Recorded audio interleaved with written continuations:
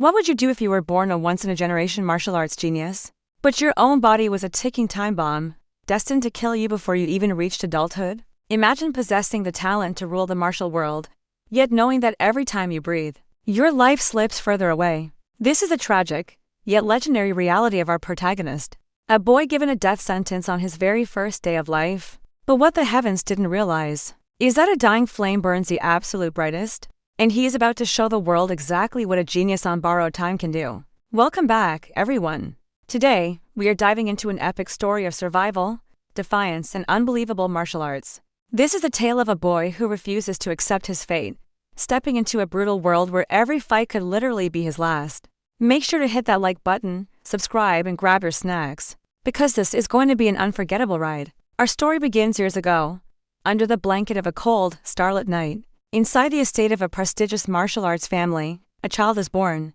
But there is no celebration, only a heavy, suffocating silence.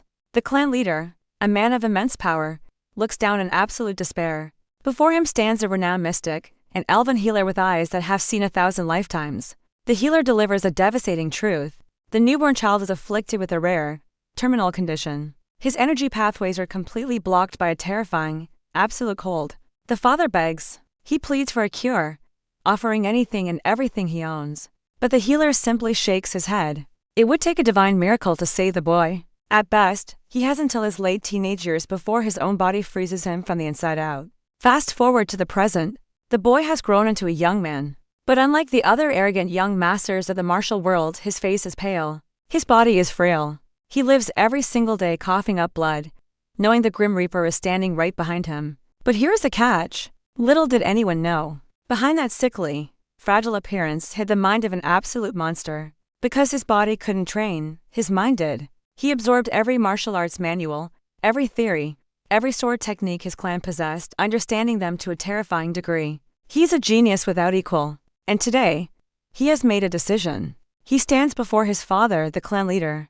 The air is tense. The young man bows his head, but his eyes are filled with an unshakable resolve. He refuses to die coughing in a warm bed, surrounded by pity. If he is going to die, he's going to do it out there, in the real world, living on his own terms, finding his own path. His father is heartbroken, but he sees the burning fire in his dying son's eyes. Reluctantly, painfully, he lets him go. After days of grueling travel that take a heavy toll on his failing body, our young master finally arrives at his destination.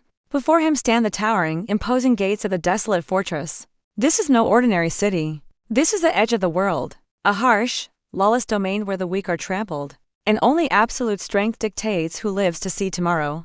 It's a melting pot of mercenaries and criminals. The moment he steps through the gates, the atmosphere shifts. The air is thick with tension and the smell of blood. Suddenly, the bustling street falls dead silent. A heavy, suffocating killing intent washes over the area like a tidal wave. The crowd parts in absolute terror. Walking down the center of the street is a man radiating pure, dark energy. A man with cold, dead eyes and a massive blade strapped to his side. The whispers in the crowd reveal his identity.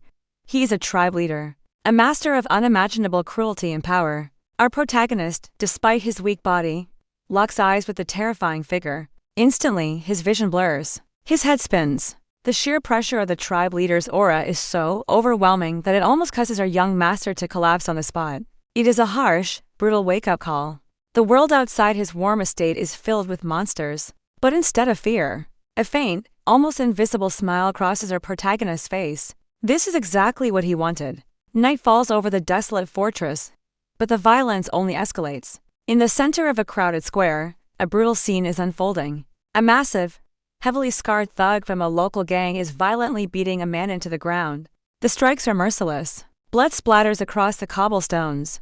The victim begs for his life, but the giant only laughs, his fists raining down like sledgehammers. A large crowd has gathered, but no one dares to step forward. They all know the rules of the fortress: mind your own business or you're next. Watching from the shadows is a mysterious blonde-haired elven girl. She observes the cruelty with a neutral expression. But then the crowd gasps. Footsteps echo through the square. Stepping out from the crowd is our pale, sickly young master. His breathing is shallow, his shoulders look frail, yet his eyes are as sharp as a newly forged blade.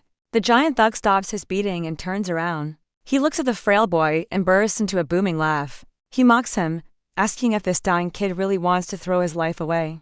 The crowd whispers in pity. They think the boy is suicidal.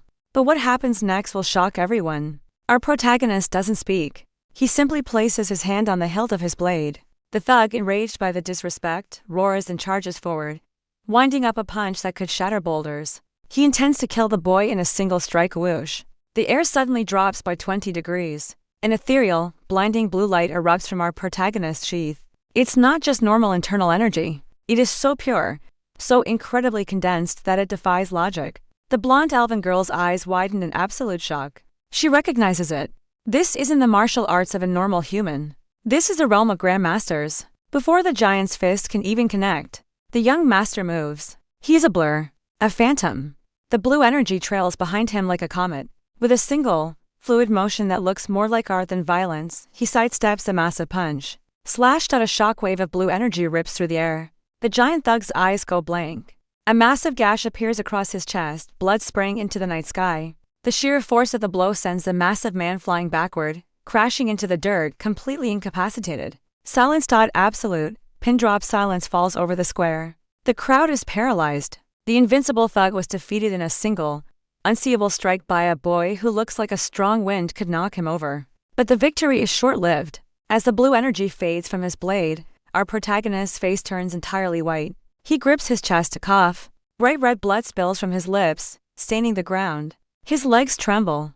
The terrifying reality sets in. His technique is flawless, his power is absolute, but his body is completely broken. Every time he uses his true strength, he burns away the little time he has left. The elven girl stares at him, her mind racing. Who is this boy? And why is a monster of his caliber slowly dying in the streets of the Desolate Fortress? He wipes the blood from his chin, his eyes scanning the crowd. He has drawn attention to himself. In the lawless Desolate Fortress, showing power means making enemies. And deep within the shadows of the city, the terrifying tribe leader who passed him earlier has just felt a massive surge of energy. Our dying genius has just painted a massive target on his back. His time is running out. His body is failing. And the strongest monsters of the fortress are now looking for him. Will his broken body hold out long enough for him to survive the coming storm? Or did he just ignite the flame that will finally burn him to ash? Find out in the next episode. Make sure to subscribe, turn on notifications, and leave a comment below on what you think he should do next.